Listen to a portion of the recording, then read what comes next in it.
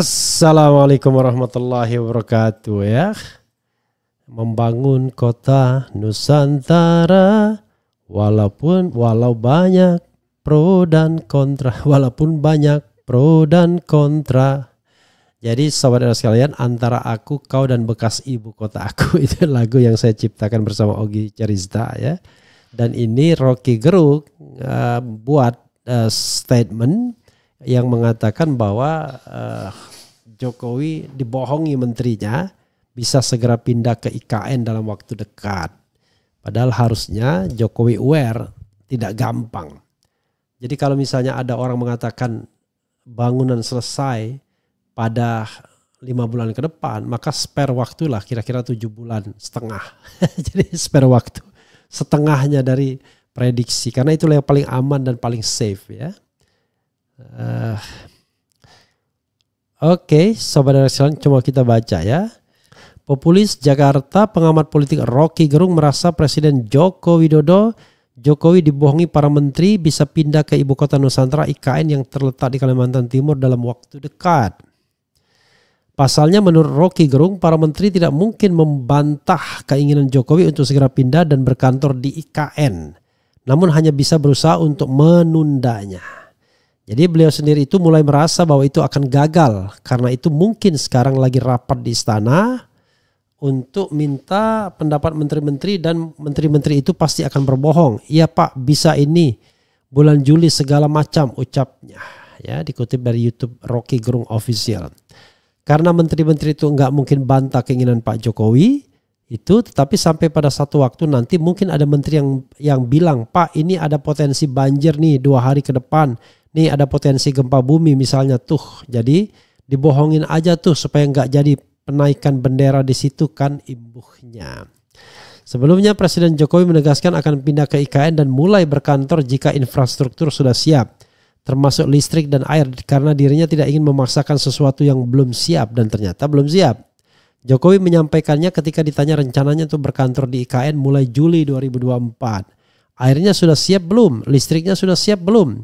Tempatnya sudah siap belum? Kalau siap, pindah, kata Jokowi kepada wartawan usai melepas bantuan kemanusiaan Indonesia untuk Papua Nugini dan Afghanistan di Jakarta Senin, dikutip dari Kompas ya.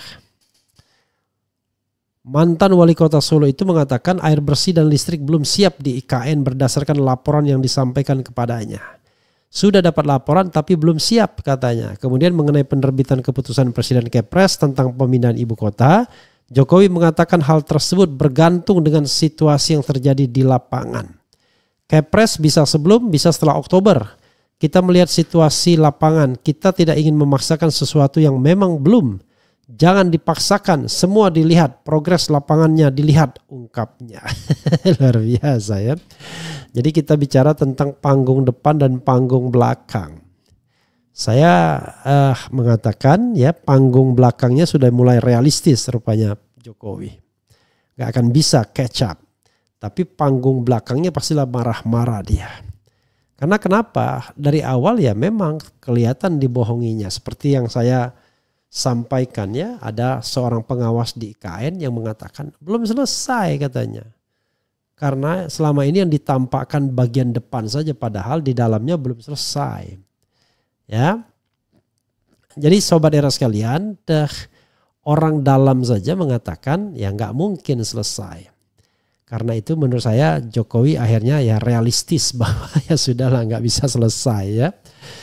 Jadi sekali lagi sobat era sekalian, sekedar mengulang ya, ya membangun kota itu tidak hanya infrastruktur fisiknya sekali lagi, tapi juga infrastruktur sosialnya. Dia memindahkan ibu kota seolah-olah ibu kota itu sesuatu yang sifatnya sekadar benda mati saja yang diurus. Ya enggak lah ya. Yang diuruskan tidak hanya sarana fisiknya tapi manusianya. Apakah manusianya itu sudah siap untuk stay di IKN sana? Ya, di daerah yang masih anta berantah, yang masih terasa jarang bau manusianya kan begitu. Ketika saya ke sana ya masih banyak daerah yang brownfield ya. Jadi sekali lagi ya menurut saya ke depannya bisa jadi IKN ini tidak diteruskan oleh pemerintahan Prabowo Subianto. Kalaupun diteruskan ya pelan-pelan, tidak menjadi target untuk pindah ibu kota. Dan barangkali bola ini terus akan dilemparkan kepada presiden berikutnya. Kalau presiden berikutnya dirinya lagi, ya dia akan tunda-tunda lagi. Jadi dia akan bangun secara gradual. Kalau sekarang rasanya tidak mungkin mengalokasikan dana yang besar untuk IKN di 2025. Secara anggaran sudah kembang kempis ya. Ruang fiskal sangat terbatas. Seperti yang saya katakan, 1.000 untuk bayar bunga utang dan pokok utang, 1.500 konon transfer ke daerah, maka ruang fiskal itu tinggal 1.000 saja. Jadi nggak mungkin lagi sobat era sekalian ya, untuk mempertahankan pembangunan sementara investor tidak mau datang. Ya. Mana mau investor datang? Investor datang itu kalau infrastruktur sudah lengkap. Kalau dia disuruh bangun infrastruktur sendiri, maka yang akan bangun bukan investor tapi Intel jangan-jangan ya. Kemudian yaitu kepentingan negara lain yang mau ditanamkan ke IKN. Penyakit ngibulnya emang sudah parah, mau masuk stadium 4. Wah, Bang RH bikin lagu saingi Iwan Fals nih. Enggak juga ya, itu udah lama lagunya ya.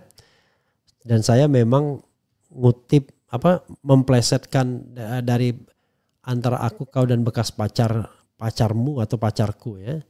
Jadi kalau saya antara aku, kau dan bekas ibu kotaku, saya sengaja plesetkan ya. Upacara kemerdekaan haruskah di IKN atau hybrid? Berapa lagi biaya yang harus dikeluarkan untuk itu? Bukankah cukup di Istana Negara yang masih menjadi simbol bangsa? Ya itulah nggak jelasnya. Ngapain dia simbolik gitu ya? Jadi kalau misalnya apa istilahnya ya, kalau sesuatu itu untuk simbol pribadi dan harus mengeluarkan anggaran negara, wah itu menurut saya pemerintahan yang zalim itu ya. Bandara VVIP saja dan akses masih menyedihkan kalau dipaksakan Agustus ini. Ya sudahlah, nggak usah lah ya kan. Pemimpin kita makin ngawur ya. Apa mungkin Pak Prabowo tidak tunduk kepada Pak Jokowi? Sementara kemarin sepertinya ada pidatonya menyatakan Pak Jokowi berperan supaya menang. Kok nggak salah? Gimana itu ya Pak Refli? Apa akan ada pengkhianatannya? Begini, Jokowi itu kuat kalau dia masih di backup oleh kekuasaan yang lain. Let's say Cukong atau bahkan kekuasaan Tiongkok misalnya. Yang orang menganggap bahwa dia punya hubungan baik. Dan pemanggilan atau diundangnya Prabowo ke Xi Jinping itu adalah simbol bahwa dia akan melanjutkan apa yang dilakukan oleh Jokowi. Kan itu masalahnya. Nah sekarang pertanyaannya adalah apakah Prabowo bisa keluar dari itu, trap itu atau jeratan itu. Kalau keluar dari Jokowi nggak ada masalah. Tapi dari pengaruh Cina dan oligarki itu yang paling berat kan sesungguhnya. Nah sekarang alat oligarki itu adalah ya istana gitu. Sehingga istana kemudian powerful hari ini ya, istana lama ya. Tapi nanti akan segera berganti kekuasaan dan istana baru. Ya, tidak mungkin oligarki itu tetap menggunakan Jokowi ketika dia tidak lagi berkuasa. Demikian juga China atau Tiongkok atau kepentingan negara asing. Ya, dia pasti akan mendekati presiden yang elect ya, presiden yang terpilih. Termasuk juga anaknya. Sejauh mana putra Jokowi mampu mempengaruhi Prabowo. Jadi nanti selesai Jokowi setelah 20 Oktober ya. Sekarang saja sudah bau-bau selesai. Loyalitas itu sudah ganda sekarang ya. Orang tidak lagi loyal kepada Jokowi tapi loyal kepada Prabowo. Tapi kenapa orang masih mempertimbangkan Jokowi dalam kasus misalnya Bobi Nasution di Medan? Ya kita lihat dulu Cukong di belakang layarnya. No freelance. Tidak ada makan siang yang gratis. Kalau menurut saya kan begitu. Sehingga ya sangat mungkin ya Cukong menginginkan bahwa si X menjadi apa di tempat tertentu. Kalau sudah X, sudah money talk, ya tidak bisa lagi berpikir waras orang. Orang bilang nggak mungkin menang kalau melawan uang yang besarnya minta ampun kan. Apalagi hanya sekedar pemilihan sekelas gubernur, bupati, wali kota. Pemilihan presiden saja bisa direkayasa sedemikian rupa ya. Itu saja sobat sekalian. Wassalamualaikum warahmatullahi wabarakatuh. Keren, cadas, ciao.